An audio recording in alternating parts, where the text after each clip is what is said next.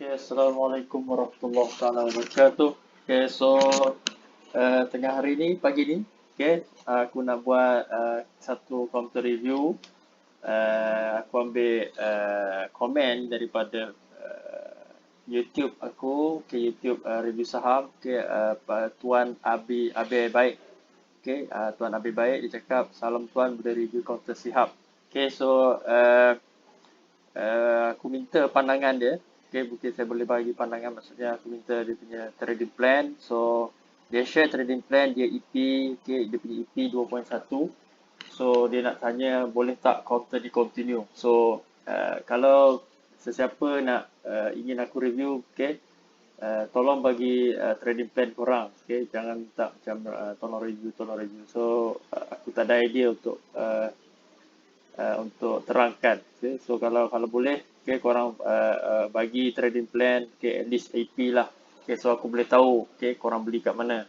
Okay, so aku boleh bagi pandangan. Okay, so secara kasarnya, okay, channel ni hanya untuk memberi pendidikan. Okay, tak ada kaitan untuk buy call ataupun memberi nasihat kewangan. Okay, so risiko semua terpulang kepada anda lah, pada korang semua. Okay. So aku hanya membantu saja, berpandukan pada ilmu aku ada. Alright, so kita tengok pada Abi Baik ni. Okay, Abi Baik dia cakap EP dia pada 21. So adakah counter ni boleh continue? So kita tengok Sihab ni. So Sihab ni kalau kita boleh tengok, alright, secara kita tengok FA dulu. Okay, counter Sihab ni adalah counter transport. Okay, counter boleh katakan counter pengangkutan lah. Okay, so dia adalah syarikat uh, yang membuat delivery, okay, buat pengangkutan dan lebih kurang. Okay, servis dia adalah servis pengangkutan. Silap aku lah. Okay, logistik. Okay, so ini adalah laman web Sihab, so korang boleh tengok kalau korang ingin membeli counter ataupun saham Sihab. Okay, so apa yang menarik tentang Sihab, okay, adalah pada 7 Februari 2021, okay, syarikat ni, company dia secure 99 juta ECRL kontrak. Okay, so bermaksud dia secure, berjaya mendapat kontrak 99 juta, okay, ECRL kontrak. So bagi aku ini adalah news yang mungkin mendatangkan kesan positif pada counter Sihab. Okay, so secara, kalau kita tengok secara kasar, kalau kita tengok okay, selepas news 7, bila news tu 7 Februari. Okay, 7 Februari. Alright, 7 Februari. Kalau kita tengok 7 Februari. Okay, news baru saja keluar 7 Februari. Okay, tetapi harga counter sudah naik. Alright, so counter sudah naik. So bermaksud, okay, counter sudah absorb ataupun harga saham sudah absorb news dahulu sebelum cerita ni keluar. Okay, kita tengok cerita Januari 20 Januari bukan 7 Februari ya. Okey, cerita ni keluar pada Januari 27. Okey, Januari 27 kalau kita tengok Januari 27 pada sini. Alright. Sini. Alright. So selepas keluar news tu, okay, harga saham sudah start naik. Okay, so harga saham sudah start naik. Okay, tapi kalau kita tengok secara kasarnya, alright, harga saham ni sudah mula untuk absorb. Okay, sebelum ni macam harga saham ni macam tak ada apa-apa kenaikan ataupun naik atau turun. Okay, saja flat saja. Selepas itu ada sedikit pergerakan pada Januari 12. Okay, Januari 12. Okay, Januari 21 sudah mula ada candle. So pada 2 Januari 27, okay, counter ni bergerak, okay, ataupun naik yang begitu tinggi sekali. Okay, sehingga pada RM2.50. Okay, mungkin disebabkan oleh berita ni lah. Okay, aku tak pasti adakah dia keluar pada 7 Februari ataupun Januari 27. Okay, so aku rasa aku lebih percaya pada counter, okay, ataupun counter akan start naik apabila dia absorb all of the news. Okay, dia counter akan absorb semua news, okay, baru berita akan keluar. So aku expect mungkin 7 Februari, okay, berita ni keluar. Okay, so itu aku tak pastilah. Okay, Januari 27. January 27. So January 27 lah. Alright. So counter ni telah mendapat kontrak secure ECRM. Okay, dia berjaya secure kontrak 99 juta. So that's why harga counter ni bergerak naik. Okay, so secara kasarnya counter ni aku tak banyak aku boleh cerita sebab apa, lebih kepada penjualan ataupun buy on news, okay, menyebabkan counter ni bergerak, okay, naik, okay, bergerak begitu tinggi, okay, daripada harga lebih kurang 60 sen, okay, harga dalam lingkungan 60 sen,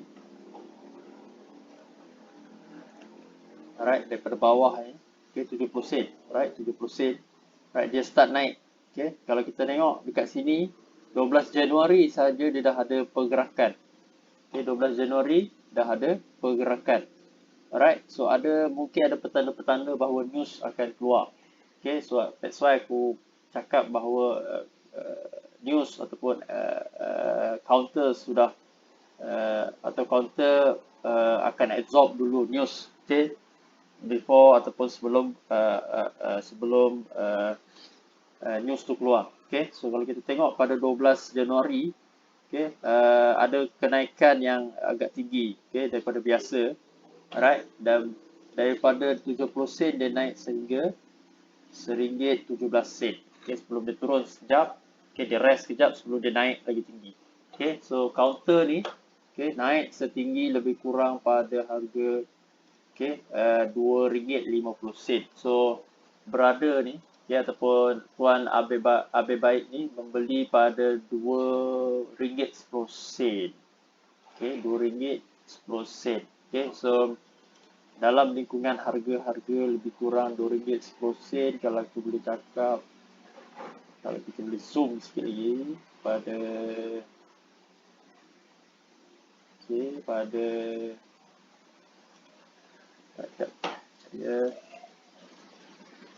kat sini. So daripada segi EP kurang cantik sebab apa, sudah tinggi okay, sudah tinggi. Kalau kita tengok ada satu volume yang amat tinggi dekat sini, okay, menolak, okay, harga saham tu dengan naik sekali, okay, menolak harga saham tu, okay, daripada lebih kurang pada harga 90 sen dia naik sehingga RM2.10. Okay, sebelum ada okay, sell pressure dekat sini. So tinggi juga sell pressure dia, daripada RM2.50 dia push ataupun dia tarik, dia tekan harga sehingga ditutup pada harga, okay, RM2.12. Okay, so dari segi bila kita tengok, okay, ada satu pressure, okay, harga kat sini, okay, satu pressure harga dekat sini, so ada kemungkinan, okay, harga itu pada next trade mungkin akan turun, okay, mungkin akan turun atau mungkin akan naik, tapi mungkin juga, alright, sebab apa, pattern, okay, aku ni adalah trader yang memandang pattern, okay, so memandangkan counter ni tak ada pattern, susah sikit untuk aku predict, okay, pergerakan saham ni, okay, pergerakan saham ni. Lagi satu, dia tak ada support terdekat ataupun resistance terdekat. Resistance mungkin kita boleh ambil daripada sinilah, okay, pada RM2.20 ni mungkin jadi resistance terdekat, tapi support dia susah untuk aku tengok. Okay, mungkin sini kita boleh ambil, okay, sini mungkin adalah support dia yang paling paling terdekat, okay, ataupun RBS yang paling terdekat kita boleh ambil, okay, pada RM1.60 dekat sini. Okay, so kalau dia jatuh, okay, dia mesti berada di kawasan sini. Kalau dia jatuh, jangan melepasi ataupun turun bawah daripada RM1.60.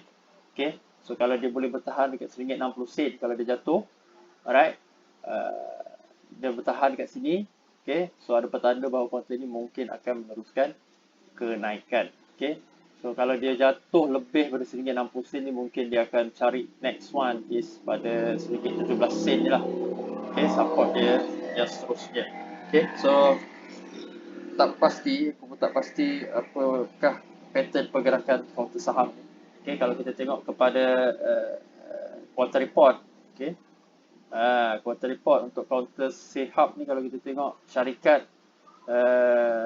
sentiasa mencatatkan kerugian, okay, semua pada bulan 9, okey,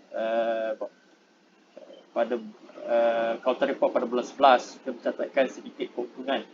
Bukan sedikit keuntungan, maksudnya dia berjaya mengurangkan kerugian. Alright, so ada petanda bahawa pemulihan sedang berlaku di dalam syarikat Sihab. Okay, so itu pandangan aku. Okay, annual pun aku rasa masih lagi negatif lah. Okay, so syarikat tak adalah dari segi fundamental tak adalah strong, tapi ada unsur-unsur pemulihan dekat sini. So mungkin bila dia secure kontrak ECRL ni mungkin next contract report mungkin positif. Okay, dan efek juga pada harga saham. So pada Tuan Abe baik, okay, harga yang dibeli ataupun harga EP yang dibeli agak tinggi, okay, RM1, RM2.10 tu agak tinggi. Alright, kena tengok, okay, pada next trade atau minggu ni, okay, apakah masih lagi retailer ataupun pelabur-pelabur berminat lagi dengan Sihab, okay. So counter Sihab ni. So sebab apa? Ada kemungkinan juga, okay, pelabur-pelabur okay, akan berpandukan kepada berita ni, okay, dan menyebabkan mereka akan push lagi harga counter ni bergerak lebih tinggi ataupun naik lebih tinggi, ataupun mereka sudah kurang interest, okay, ataupun sesiapa yang sudah beli pada bawah ni mungkin dah akan start untuk melepaskan saham-saham ataupun saham-saham dalam Sihab, okay.